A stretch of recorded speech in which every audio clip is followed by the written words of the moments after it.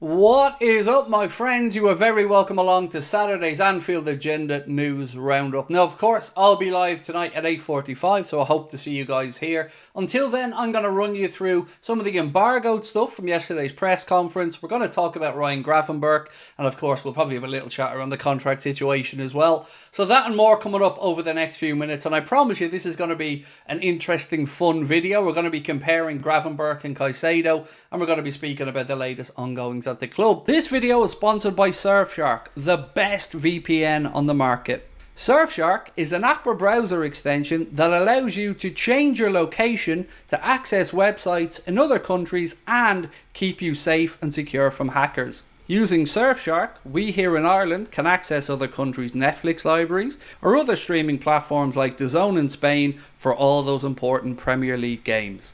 Surfshark keeps you safe and private by protecting everything you do online. Everything. When your device connects to the internet, all that information is, in a way, blurred out. Surfshark is particularly useful for keeping you safe from being hacked if you use public Wi-Fi. Let's say you're in a cafe, you're at college, you're out and about, they've got you covered. Surfshark allows you to use one subscription on unlimited devices, meaning you can share your account with friends or family or that neighbour who's a little bit cheap. On top of all of this, Surfshark offers a 30-day money-back guarantee. You can also upgrade to Surfshark One, which includes the VPN, an alert system for breaches related to your data such as emails and credit cards, and an antivirus software for your desktop. Our sign-up offer gives you Surfshark VPN for a little over €2 a month. Simply scan the QR code on screen right now or use the link in the description. Oh, I guess to give context to the Gravenberch situation, let's start with some comments from the man himself about his new role.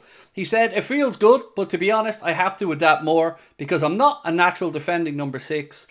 He said, "First, at the start of his career, I was more of an attacking midfielder, so for myself, I have to adapt more. I think the first games were really good, but I have to keep improving. We have a lot of possession, and I have a lot of the ball. And that is what I wanted, so it feels good, it feels comfortable." Now, moving on from this, LFC Transfer Room posted up a good comparison between Caicedo, who has had probably a good start to the season at Chelsea, probably been one of the better players as well, versus Ryan Gravenberch, who of course wasn't played that much under Jurgen Klopp and has come in to play a new role at Liverpool in the way Arne Slot wants his number 6 to play.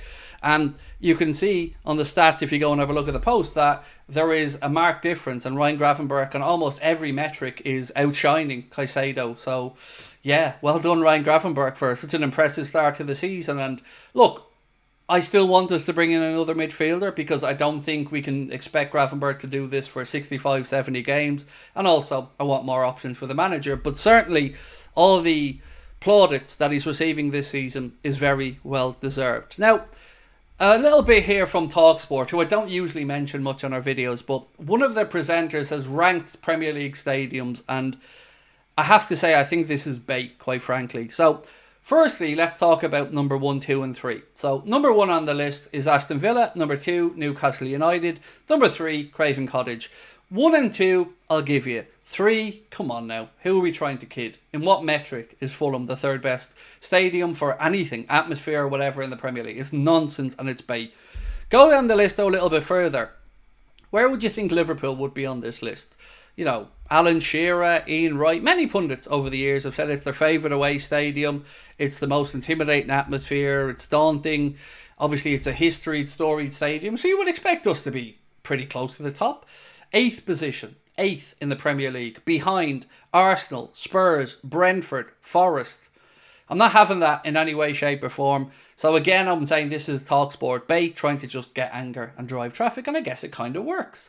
On top of that though, a little bit further down the table, I have to say, look, credit where it's due. Number 18, Manchester City, fair enough. No argument there. Might be a tad bit high, but number 18. And also, bottom of the list, the worst Premier League ground, according to this, is West Ham United's London Stadium. I think, in fact, actually, they may have ranked this lowest of the 92 clubs, which I just think is nuts. Absolutely nuts. That it's bottom of the Premier League for a start. And look, I think West Ham fans and West Ham's owners will acknowledge they've had some issues moving into that new stadium. But again, that just feels like a bit of a cheap shot there to have them down at the very bottom. You know, Above them, Wolves, Molineux, Man City, Etihad, Southampton, Bournemouth, Palace. Palace of 15th feels low as well. I mean, I remember us playing Palace and quite a good noise coming from that stadium. So yeah, to see Liverpool in 8th position. And by the way, if you're looking for Manchester United, they're in 10th position. You know, a rise on their Premier League place. But again, I would say when Old Trafford's at it and it's noisy, you know, it can be an intimidating place as well. And Goodison Park, right down there at number 12. We've all experienced derbies in there, and it can be like a bear pit at times. So I think that whole list is bait, to be honest with you, and yeah, just adds to my dislike of TalkSport. So next up, I want to give you some of the embargoed quotes, but before I do, a little bit from Florian Plettenberg around a Leipzig player who Liverpool have apparently looked at. I'll read it out to you. So the post is: the release clause for RB Leipzig's Castello Lukeba will decrease to €65 million in the summer of 2026. As reported, a release clause of €90 million will come into effect after the current season. Liverpool have been linked with the player previously. I mean, I struggle to see our owners spending €90 million on a centre-back, but you know, especially when, if we're being honest, we probably need a fourth choice centre-back to come into the club to build towards the future. So I've no doubt he's probably right that Liverpool have been tracking this guy, but I don't really see Liverpool spending that much money, to be honest, anytime soon, unless the worst came to the worst, perhaps, and we did lose Virgil, but let's hope we don't have that. Right, so next up, some comments from Arne Slot. And here's one. He said, I think you underestimate our players. These players are used to being linked with all the top clubs on a daily basis. If you think they're disturbed by these interests, then I don't think you do justice to how strong they are mentally and what they are used to. Carrying on from this, he said about Trent, you just focus on what you have to do. Maybe if you're 17 or 18 years of age, that could be difficult for you. But Trent has won the league, has won the Champions League, and Virgil and Mo are the same.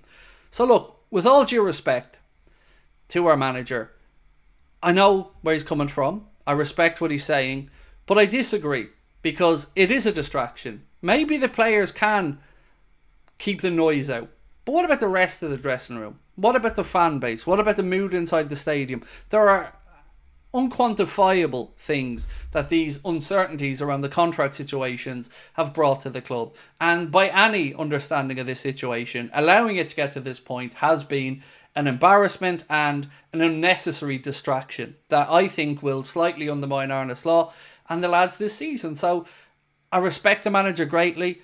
I would agree that yes, these guys are professionals, and yes, they have been in very difficult, trying circumstances mentally at times and found their way through it, but I refuse to believe that this isn't a bit of a problem. I just do. Next up, speaking about whether he's a manager or a head coach, this is what Arne Slot had to say. If you call me manager or head coach, that's different from how it was. I've always been a head coach, and I've always been involved in contract situations like, who do you want to extend? I'm not the one that is sitting in front of the agents talking about money. I don't think Jurgen Klopp did either. I think there is no difference. So again, you know, we're probably getting too caught up there in the wording, manager, head coach. Ultimately, it doesn't matter. He's in charge of putting the team out, coaching the team, and he does have some type of an input with regards to contract negotiations and, of course, incomings to the club. Also from Arne Slot, he said, no, for me, the situation around the contract, it's not difficult to deal with because I'm always focused on the short term, so only focused on Chelsea, and the good thing is all three players are available. And again, exactly what I would expect, and fair play to the manager, you know, just talking about not looking past Chelsea. He has to be focused on this game, he's right, because it is a big game in our season. So, that is where we are at, ladies and gentlemen. So, I've given you the stuff from the embargoed part of the press conference, some links to a story, but I want to know how you're feeling about all of this. And of course, the game coming up against Chelsea on Sunday as well. My preview is up on the channel. If you haven't had a chance to watch it, please do check it out and let me know your thoughts. I've gone for a victory for Liverpool, surprisingly enough, Liverpool fan, going for a Liverpool victory. But again, a reminder that we will be live tonight at 8:45 if you're watching this in the morning time for the late night agenda, and then on Sunday we'll be starting the watch along from 3:15 p.m, an hour and 15 minutes ahead of kickoff, and I hope you can join us for what is going to be a massive game to welcome back the Reds and the Premier League action after the international break. I'll talk to you then. Have a wonderful weekend, and thank you for watching. Bye bye.